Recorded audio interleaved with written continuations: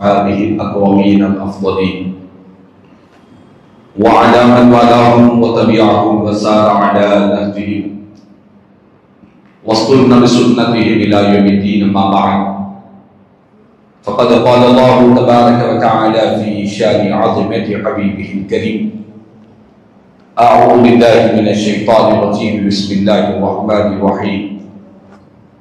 إن الله وملائكته يصلون على النبي يا أيها الذين آمنوا صلوا عليه وسلموا تسليما. اللهم صل على سيدنا مولانا محمد وعلى آل سيدنا مولانا محمد وبارك وسلم صلاة وسلاما عليك يا سيدي يا حبيبي يا رسول الله صلی اللہ تعالی علیہ وسلم.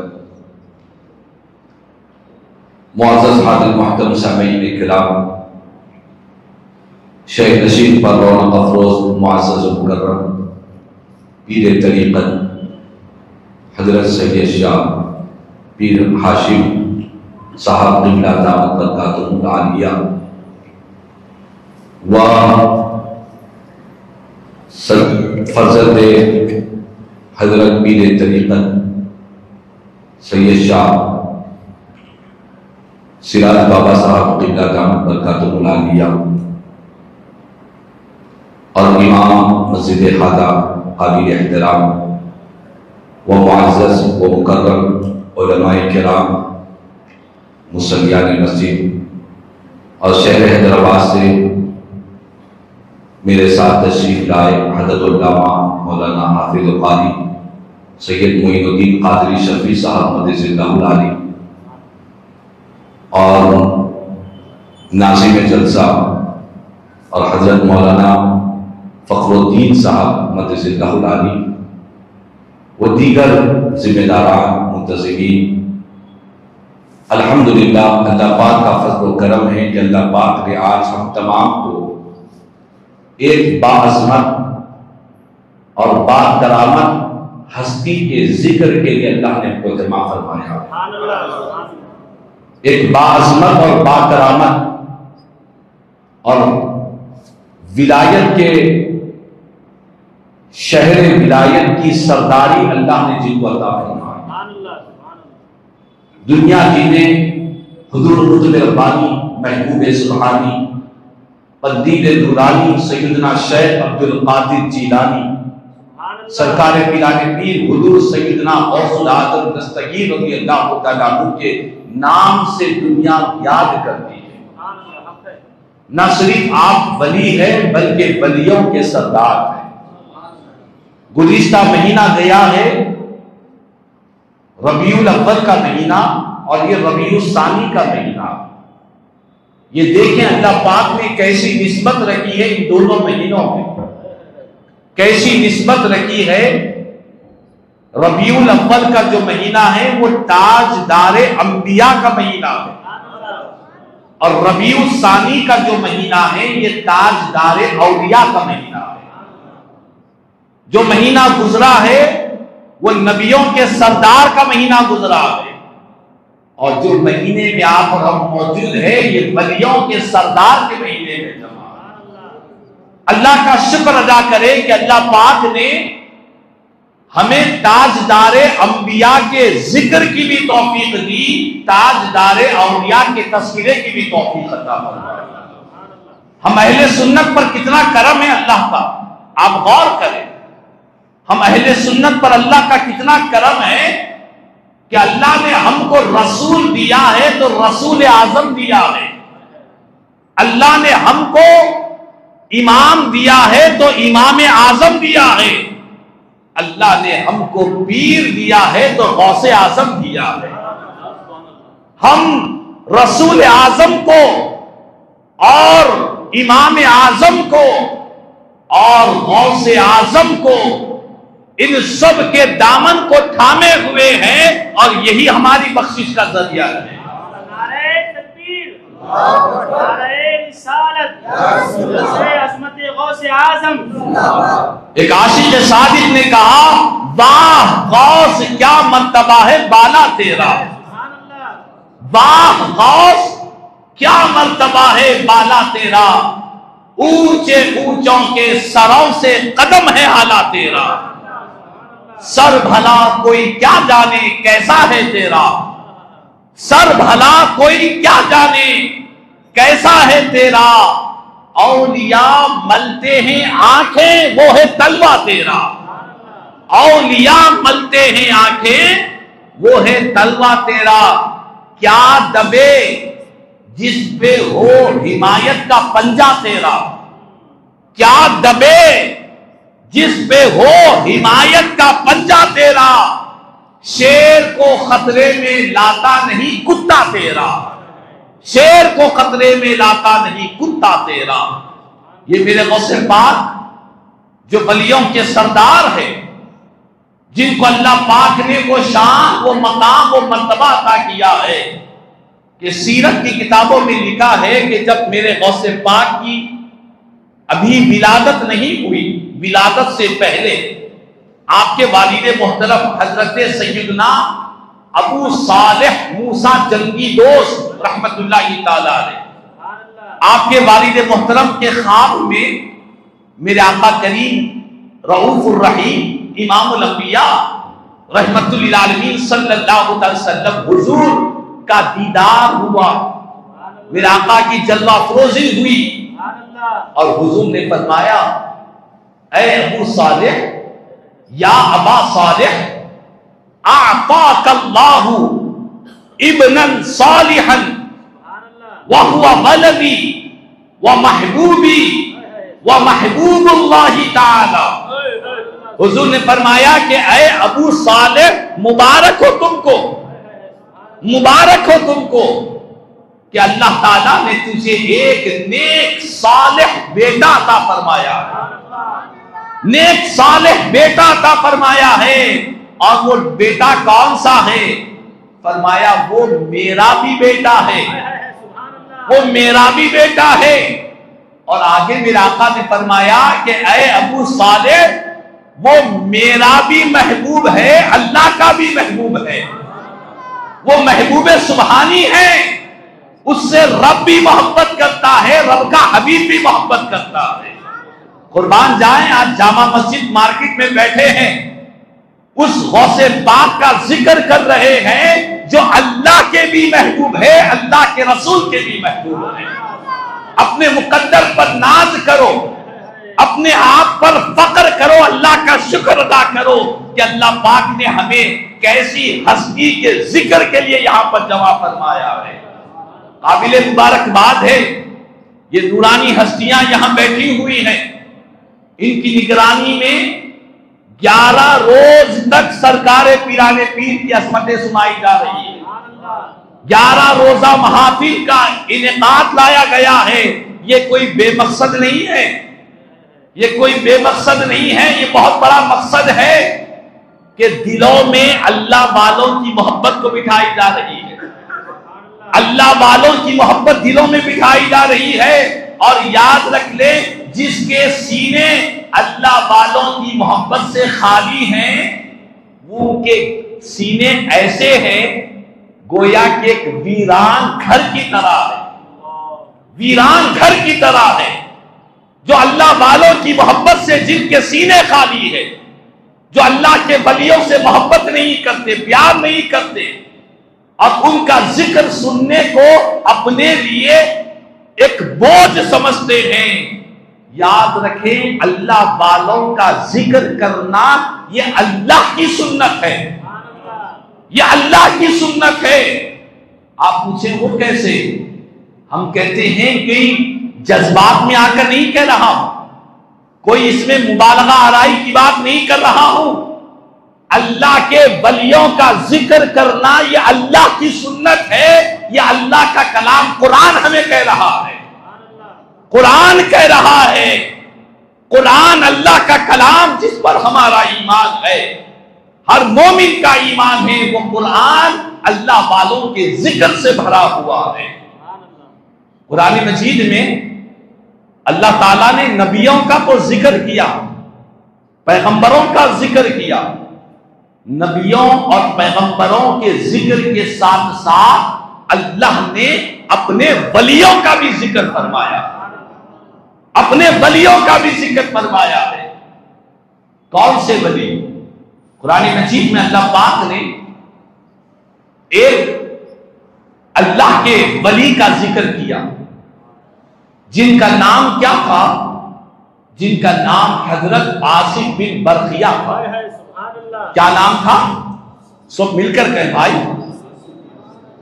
آصف بن برقیہ جن کا نام تھا۔ آپ کو کہنا شروع کرنا پڑے گا۔ اب تک میں کہہ رہا ہوں، آپ سن رہے، اب آپ کو بھی کہنا پڑے گا۔ کیوں؟ اسی لیے کہ میں کہتا جاؤں گا، آپ سنتے جائیں گے تو بات مکمل نہیں ہوگی۔ اسی لیے ہمارے پاس ہمارے حضرت قبلہ مولانا معین قادری شرفی صاحب ہمارے حیدرآباد کے بہت بڑے عالم دین، اکثر آپ اپنے واضح بیان میں ایک بات کہتے ہیں، کیا کہتے ہیں؟ یہ خاموشی تمہیں جینے نہیں دے گی، یہ خاموشی تمہیں جینے نہیں دے گی۔ آج کے دور میں جینا ہو تو کوہرام مچا دو، آج کے دور میں جینا ہو تو کوہرام مچا دو۔ تو کوہرام کون سا؟ کوئی دنیا کا کوہرام نہیں مچانا ہے، ہمیں اللہ اس کے رسول کے ذکر کا کوہرام مچانا ہے۔ گلی گلی نگر نگر اللہ اس کے رسول کا ذکر ہو رہا ہے، کریں گے انشاءاللہ۔ قرآن مجید میں سورہ نمل میں، کون سا سورہ؟ سورہ، سب کہے بھائی، سورہ نمل۔ یہ کون سے پارے میں ہے سورہ؟ ماشاءاللہ، کون سے؟ ایک آواز، 19ویں پارے کا سورہ۔ ماشاءاللہ، حفاظ بھی بیٹھے ہوئے، الحمدللہ۔ اہل سنت کی جو محافل ہوتی ہے، یہ گمنام لوگوں کی محفل نہیں ہوتی، یہاں حفاظ بھی ہوتے ہیں، علماء بھی ہوتے ہیں، اور پیران طریقت بھی یہاں پر ہوا کرتے ہیں۔ یہ گلدستہ ہے اہل سنت والجماعت، یہاں ہر قسم کے پھول آپ کو نظر آئیں گے۔ 19ویں پارے میں سورہ نمل میں، 19ویں پارہ سورہ نمل میں اللہ پاک نے حضرت سلیمان علیہ السلام کے زمانے کے ایک اللہ کے ولی کا ذکر کیا۔ تفصیلات نہیں سناؤں گا، بس اشارہ کرنا چاہتا ہوں مختصراً۔ سورہ نمل میں اللہ کے نبی حضرت سلیمان علیہ السلام وہ تھے، اللہ نے انہیں جو حکومت عطا کی، ان کی حکومت انسانوں پر بھی تھی، جنات پر بھی تھی، چرند پرند پر بھی تھی، اور ہواؤں پر بھی ان کی حکومت تھی۔ یہ اللہ کی عطا ہے، یہ اللہ کی عطا ہے، اللہ کی دین ہے۔ اللہ جس کو چاہے جو دے۔ جو چیز میرے پاس نہیں ہے وہ کسی کے پاس بھی نہ ہو، یہ بہت بڑی حماقت ہے، یہ بہت بڑی حماقت ہے۔ آج یہی دنیا میں سمجھا جا رہا ہے کہ بھائی اولیاء اللہ ایسی کیسی لوگوں کی مدد کرتے ہیں، ہم نہیں کر سکتے۔ نادان، بے وقوف، جاہل انسان، ہمارے میں اور اللہ والوں میں زمین اور آسمان کا فرق ہوتا ہے، زمین و آسمان کا فرق ہوتا ہے۔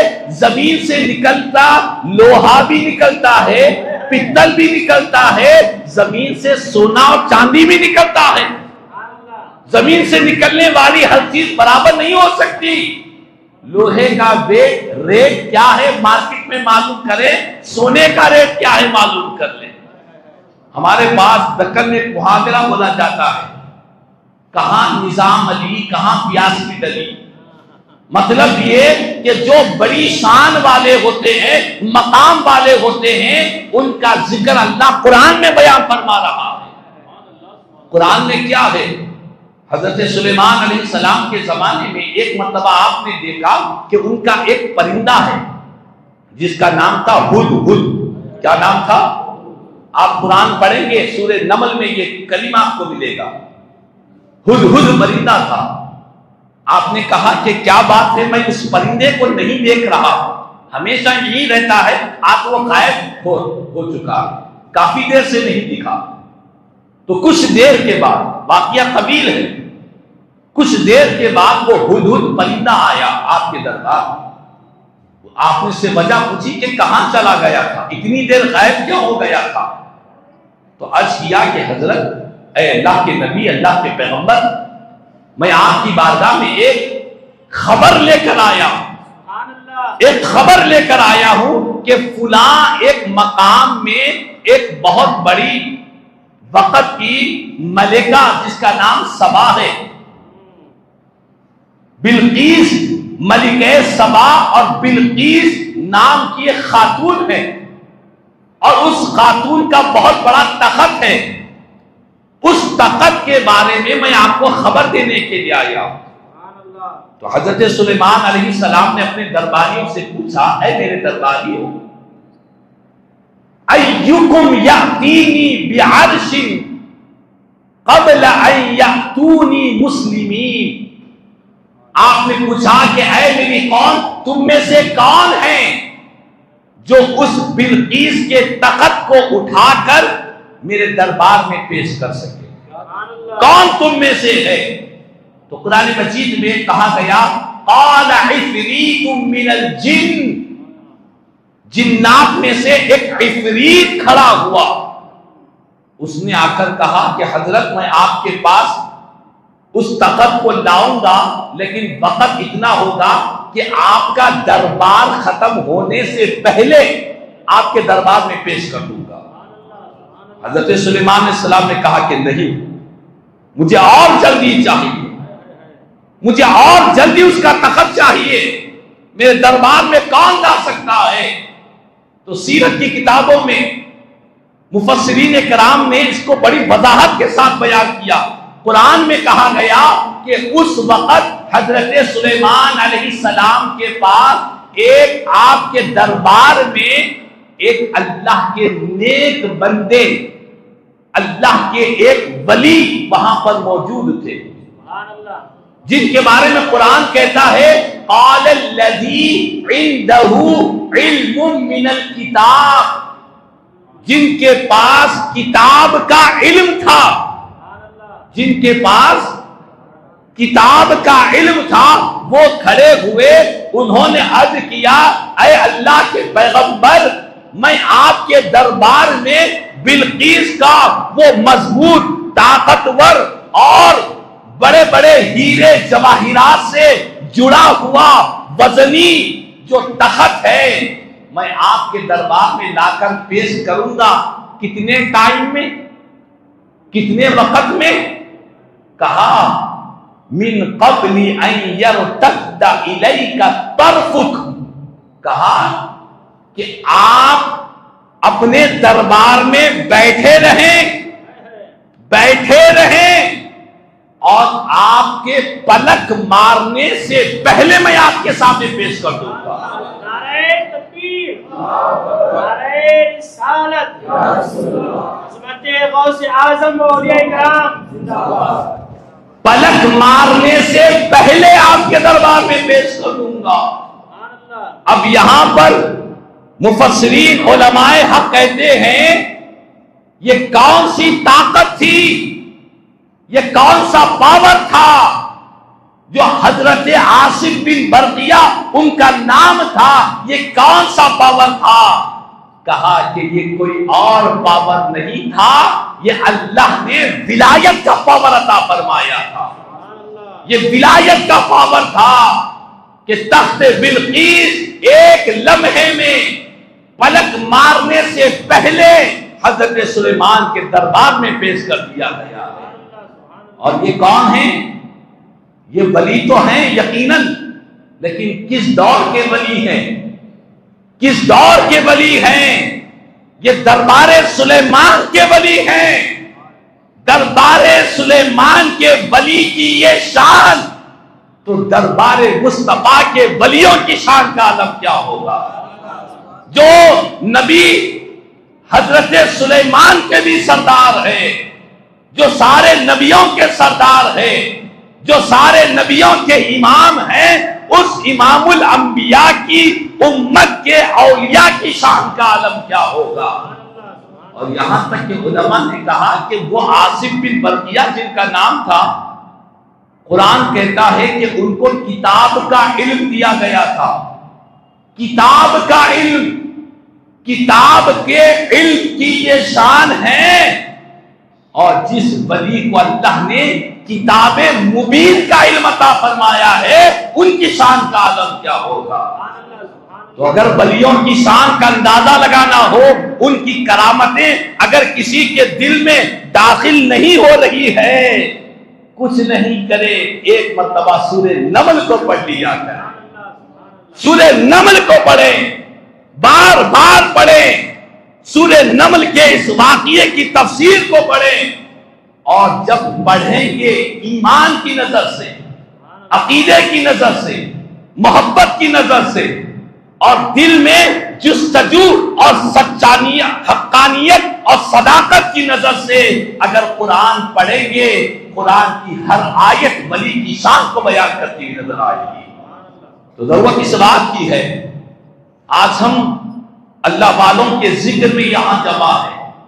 قرآن مجید میں اللہ پاک نے نہ صرف حضرت سلیمان علیہ السلام کے دور کے ولی کا ذکر کیا، سورہ کہف میں اللہ نے اولیاء اللہ کی جماعت کو بیان کیا، سورہ آل عمران میں اللہ تعالیٰ نے حضرت مریم علیہ السلام کی کرامت کو بیان کیا۔ لوگ کرامتوں کا انکار کہتے ہیں، قرآن میں اللہ پاک نے بیان کیا کہ حضرت مریم کون ہے؟ یہ بی بی مریم، پاک مریم حضرت عیسیٰ علیہ السلام کی والدہ محترمہ ہے۔ وہ کون تھی؟ وہ نبی نہیں تھی، بلکہ وہ اللہ کی ولیہ تھی، ولیہ تھی۔ ان کے پاس جب کبھی حضرت زکریا علیہ السلام حضرت مریم کے پاس آتے تو کیا دیکھتے کہ حضرت مریم کا دروازہ بند ہے، دروازہ لاک ہے، گھر کے اندر، کمرے کے اندر آپ دیکھتے کہ ان کے کمرے میں پھل رکھے ہوئے ہیں، پھل رکھے ہوئے ہیں۔ تو آپ نے پوچھا انا قال یا مریم انا لکی ھذا، اے مریم یہ پھل کہاں سے آئے؟ یہ لا کر دینے والا کوئی نہیں، دروازہ بند ہے۔ یہ بند دروازے میں اور بند کمرے کے اندر کون ہے جو تم کو لا کر یہاں پر پھل دیتا ہے؟ کون ہے تم کو یہاں پر لا کر یہ پھل دے رہا ہے؟ تو حضرت مریم علیہ السلام نے کیا کہا؟ قرآن کہتا ہے، اللہ کا کلام کہہ رہا ہوں، کسی مفسر کی بات نہیں، کسی محقق کی بات نہیں، کسی باعث اور مقرر کی بات نہیں، اللہ کا کلام قرآن کہہ رہا ہے کہ حضرت مریم علیہ السلام نے کہا قالت هو من عند اللہ، قالت هو من عند اللہ۔ اے اللہ کے پیغمبر حضرت زکریا علیہ السلام، یہ جو پھل آپ دیکھ رہے ہیں یہ پھل کسی انسان نے نہیں دیا، یہ اللہ کے پاس سے میرے پاس آئے ہیں۔ اور کیسے پھل ہوتے؟ تاریخ مفسرین فرماتے ہیں کہ گرما کے موسم کے پھل سرما کے موسم میں آ جاتے، سرما کے موسم کے پھل گرما کے موسم میں آ جاتے۔ یعنی ولیوں کے لیے موسم کی قید نہیں ہے، وہ موسموں کے محتاج نہیں کہ وہ موسم آئے گا تو یہ پھل آئے گا، یہ موسم آئے گا وہ پھل آئے گا۔ جو ولی ہوتے ہیں اللہ ہر پھل کا موسم ان کو عطا فرماتا ہے۔ سرما کے موسم میں گرما کا پھل، گرما کے موسم میں سرما کا پھل۔ اور کہاں سے آتا ہے؟ کہاں سے آتا ہے؟ حضرت مریم نے کہا ہوا من عند اللہ، اللہ کے پاس سے آتا ہے۔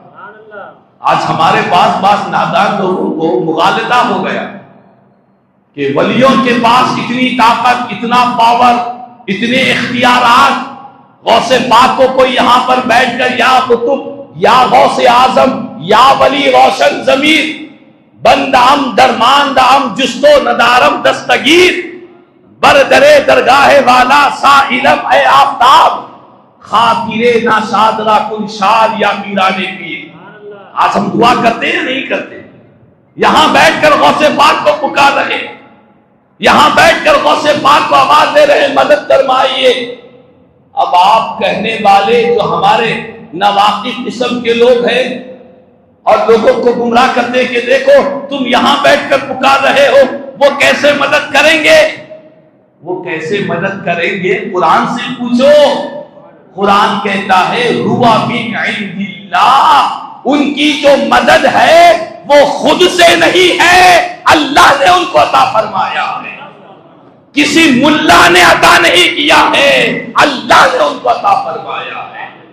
تو جتنے اولیاء اللہ مدد کرتے ہیں ان کی جو مدد ہے، ان کی مدد اپنی ذاتی نہیں ہے، ان کی سیلف نہیں ہے، بلکہ اللہ والے جو مدد کرتے ہیں اللہ کی عطا سے مدد کرتے ہیں۔ یہی بات تو حضرت مریم نے سمجھایا۔ حضرت مریم نے سمجھایا ہوا من عند اللہ، یہ جو کچھ بھی کرامت مجھ میں دیکھ رہے ہو یہ میری اپنی ذاتی کرامت نہیں ہے، یہ میرے رب نے مجھ کو عطا فرمایا ہے۔ اسی لیے میں اکثر ایک وضاحت کر دینا چاہتا ہوں، اللہ کی مدد اور ولی کی مدد، اللہ بھی مدد کرتا ہے، اللہ کے ولی بھی مدد کرتے ہیں، لیکن دونوں کی جو مدد ہے اس مدد میں فرق کیا ہے، ڈفرنٹ کیا ہے؟ تو فرمایا علماء نے کہ اللہ کی جو مدد ہے اللہ کی اپنی ذاتی ہے، اللہ کو کسی نے دیا نہیں، اللہ نے کو کسی نے دیا نہیں، اللہ کی جو مدد ہے اس کی سیلف ہے، ذاتی ہے، ابدی ہے، دائمی ہے، ازل سے ہے، ابد تک ہے۔ اللہ کی جو مدد ہے، اللہ کی جو صفات ہے وہ اس کے اپنے ہیں، کسی نے دیا نہیں۔ اور اللہ کے اولیاء حضور غوث پاک، سرکار غریب نواز، سرکار بندہ نواز، جتنے اولیاء اللہ ہیں ان سب کی بھی مدد حق ہے، ان کی جو مدد ہے وہ ذاتی نہیں، اللہ کی عطا کردہ مدد ہے، اللہ نے ان کو عطا کیا ہے۔ اس ذاتی اور عطائی کو اگر ہم سمجھ جائیں گے سارے جھگڑے ختم ہو جائیں گے۔ اسی لیے حضرت مریم علیہ السلام نے کہا کہ اے اللہ کے پیغمبر، جو کچھ بھی مجھ میں آپ کرامت دیکھ رہے ہیں یہ میری خود کی نہیں، میرے رب نے مجھ کو عطا فرمایا ہے۔ اور میرے غوث پاک کیا فرماتے ہیں؟ میرے غوث پاک فرماتے ہیں نظرت الی بلاد اللہ جمعا کخردلۃ، فرماتے ہیں کہ لوگوں نظرت الی بلاد اللہ جمعا کخردلۃ علی حکم اتصالی، فرماتے ہیں کہ میں نے اللہ کے تمام شہروں کو دیکھ لیا، جتنے روئے زمین پر شہر ہیں سارے شہروں کو میں نے دیکھا۔ کیسے کیسے دیکھا؟ فرماتے ہی ایک رائی کے دانے کی طرح دیکھا، ایک رائی کے دانے کی طرح دیکھا۔ مطلب کیا؟ مطلب یہ کہ رائی کا جو دانہ ہوتا ہے اس کو دیکھنے میں کوئی پریشانی ہوتی ہے، کوئی ٹینشن ہوتا ہے؟ بالکل چھوٹا سا دانہ ہوتا، معمولی سا دانہ ہوتا ہے۔ فرماتے ہیں میرے غوث پاک کہ لوگوں اللہ نے میری نگاہوں میں ایسا باور رکھا، ایسی طاقت رکھی اور ایسا کمال رکھا، میں نے سارے شہر کو، سارے شہروں کو اپنی ہاتھ کی ہتھیلی پر ایسے دیکھا جس طرح کوئی اپنے ہاتھ کی ہتھیلی پر رائی کے دانے کو دیکھتا ہے، میں نے ویسے ساری دنیا کو دیکھ لیا ہے۔ یہاں پر بھی علماء کہتے ہیں میرے غوث پاک نے دنیا کو دیکھ لیا، رائی کے دانے کی طرح دیکھ لیا۔ کیسے دیکھا؟ کہا من عند اللہ، اللہ کی عطا سے دیکھا، بِإِذْنِ اللہ، اللہ کی اجازت سے دیکھا، بِعَطَاءِ اللہ، اللہ کی عطا سے دیکھا۔ تو بہرحال آج ہم اہل سنت والجماعت ضرورت اس بات کی ہے کہ ہم اپنے اولیاء سے اپنے تعلق کو جوڑیں، اور بالخصوص یہ جو ہمارے پاس 11 روزہ محافل ہو رہی ہے غوث پاک کے نام سے، عظمت غوث اعظم اولیاء کرام کے نام سے یہ جو 11 روزہ محافل ہو رہے ہیں، یقین جانیں ایسی محافل، ایسی مجالس شہر گلبرگہ میں قابل مبارکباد ہے ذمہ داران منتظمین، لیکن ساتھ ہی ساتھ میں یہ بھی کہوں گا چونکہ ہمارا پیغام سوشل میڈیا کے ذریعے دنیا کے گوشے گوشے میں جا رہا ہے، میں یہ کہوں گا کہ خدا را عظمت غوث اعظم کا یہ اجتماعات، یہ پروگرامز صرف شہر گلبرگہ تک ہی محدود نہ رہے، بلکہ اس ریاست سے نکل کر دوسری ریاستوں میں بھی